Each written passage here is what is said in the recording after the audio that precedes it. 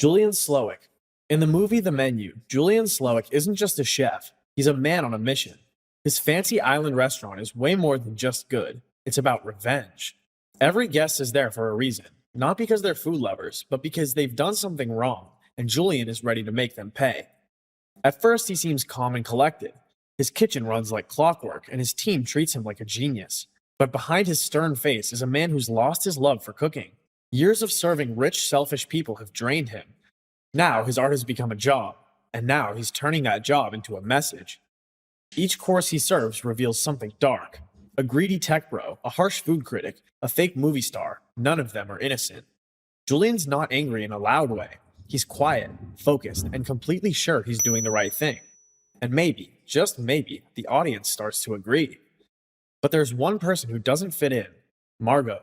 She's not rich or powerful. She's an outsider, so he lets her go. The rest? They're not so lucky. The night ends in fire, and Julian stays behind. This was his plan all along. He didn't want to escape. He wanted to make a point.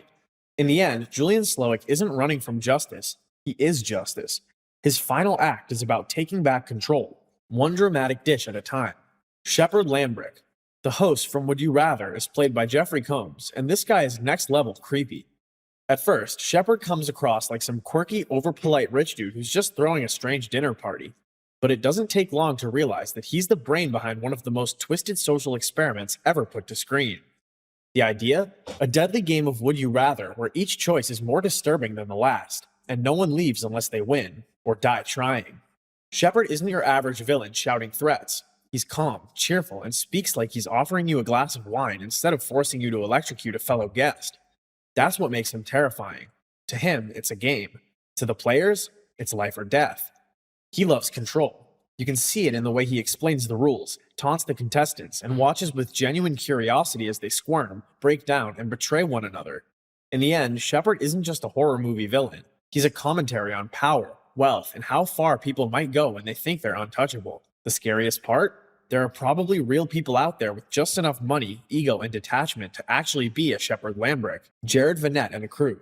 Jared Vanette and the crew in The Big Short aren't your typical Wall Street types. They're the guys who saw the financial crash coming and decided to bet on it. And when the system fell apart, they made millions. Let's start with Jared Vanette, played by Ryan Gosling.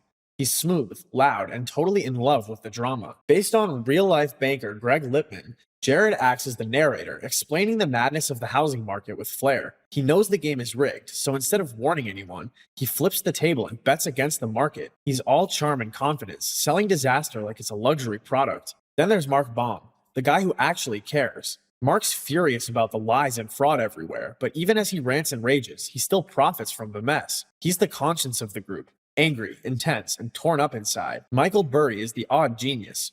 Quiet, awkward, and obsessed with numbers. He's the first to realize the housing market is built on garbage. Even though he's right, he walks away from Wall Street for good. Then there are the young ones. Charlie Geller and Jamie Shipley, two nobodies who get lucky and spot an opening. With help from their mentor, Ben Rickard, they jump in and profit too. But they don't feel like winners. They see what's coming. A crash that'll hurt millions. In the end, The Big Short isn't about heroes. It's about smart people in a dumb system. They saw the disaster, bet on it, and walked away richer, while the rest of the world got crushed. Enrico Puchi is one of the most complicated and creepy antagonists in JoJo's Bizarre Adventure, Stone Ocean. As a priest, his true obsession lies in achieving divine perfection and understanding the universe's deepest truths. His goals are rooted in his faith, but his methods, manipulating others and destroying anything that stands in his way, make him a dangerous threat. At the beginning of the arc, Puchi serves as the warden of Green Dolphin State Prison, watching over Jolene and other stand users. However, his real mission is far darker. He aims to achieve heaven by unlocking the potential of the spin and aligning the universe with his vision of perfection through his stand, Whitesnake.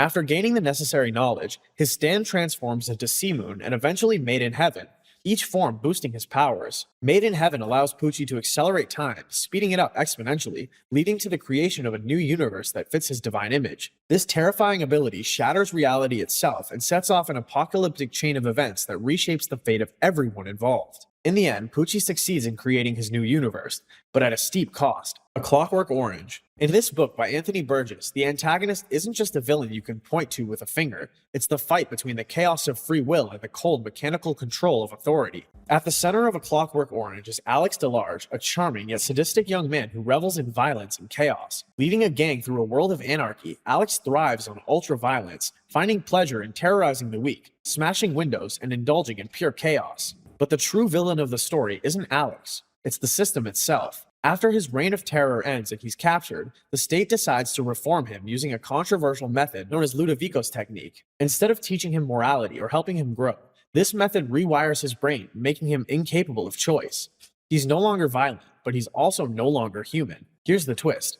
As Alex is broken down, he becomes a cog in the system, stripped of his autonomy. Sure, he no longer harms anyone, but he's also lost the freedom to choose how to live his life. The dark truth of A Clockwork Orange isn't about whether Alex wins or loses. It's about the oppressive nature of control, leaving no true victor. The real question is the price of freedom worth the chaos, or is control the true evil? Fight Club. In Fight Club, the protagonist, known only as the narrator, is an ordinary man trapped in the hamster wheel of corporate life and obsessive consumer culture. He's addicted to self-help books, trying to fix a life that's been drained of meaning by the very systems he's part of. And then, like a lightning strike, comes Tyler Durden. Tyler is everything the narrator isn't: brash, fearless, and entirely unconcerned with societal norms. He wants to tear it all down, to break the system apart with his own hands. What starts as a rebellious outlet, Fight Club, grows into something much darker, Project Mayhem. But the twist? Tyler isn't real. He's a figment of the narrator's imagination. For the majority of the novel, Tyler is his guide, his catalyst, but the narrator eventually realizes that he's been playing second fiddle to his own alter ego all along. In the end, when the truth comes crashing down, the narrator tries to reclaim his life, to kill off the part of himself that embraced Tyler's chaos. He shoots himself in an attempt to destroy Tyler, but it's unclear whether it works. The end is unsettling. There's no neat ending. The banks collapse, society crumbles, and the narrator, while no longer in Tyler's grip, is left to pick up the pieces of a world he doesn't know how to fix. David Drayton. This movie ended with pure emotional devastation. Based on Stephen King's novella, The Mist starts as your typical monster flick. A mysterious fog rolls into a small town, trapping a group of people inside a supermarket. There are creatures lurking in the mist, sure, but the real horror? The people themselves. Panic, fear, and fanaticism take over, and things spiral fast. But then comes that ending. After finally escaping the store, David drives off with his young son and a few survivors, running low on gas and hope. When the car sputters to a stop and the mist closes in, he makes a decision.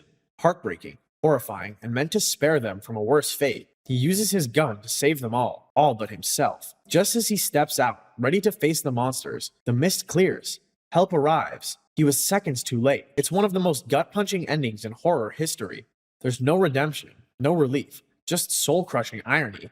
Stephen King himself praised it for being darker than what he wrote, and that's saying something. Josh. Initially, Josh appears as a seemingly normal teenage boy, a friend of Megan Stewart, one of the film's protagonists. He begins as a character who seems harmless, engaging with Megan online and eventually building a relationship with her. This seemingly innocent connection sets the stage for the horrifying events that unfold. Megan, a 14-year-old girl, befriends Josh online, believing him to be a charming and genuine person. The friendship, which starts with harmless flirting and chatting, escalates when Megan decides to meet Josh in person. Unfortunately, Josh is not who he claims to be, and his true nature is revealed as the story progresses. As the film's narrative unfolds, Josh's character takes on a much darker role. Josh is revealed to be a manipulative predator, using online interactions to groom his victims. His true nature is exposed when he abducts Megan, leading to a horrifying series of events that end in Megan's tragic death. The film concludes on a tragic and chilling note, with Josh continuing to prey on other victims, reinforcing the dark, predatory nature of his character. Josh wins in the sense that he successfully manipulates and harms those who trust him,